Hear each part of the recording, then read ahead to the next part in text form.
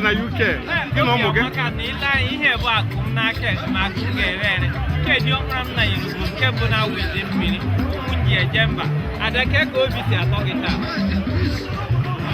nna yiru go kwuo ihe ke ka obi si atọ gị taa ọ dị mma ife na-eme bụ ọmasị gị na ọ na-amasị ke ka omenala Igbo si adị n'ebe omenala ayi onye ka ọ bụ ihe Okay. Nwanne watago ogene ndị Igbo newspaper ogene bụ ebe a nọ